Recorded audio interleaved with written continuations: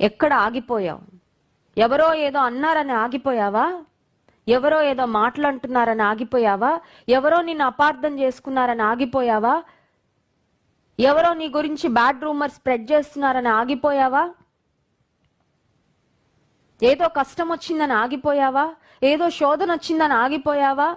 ఏదో సమస్య వచ్చిందని ఆగిపోయావా? దేవునిలో ముందుకు వెళ్లకుండా దేవుడు అంటున్నాడు, నిలవబడు, కదులును, ముందుకు వెళ్ళాలి. You have to go on, you have to keep going.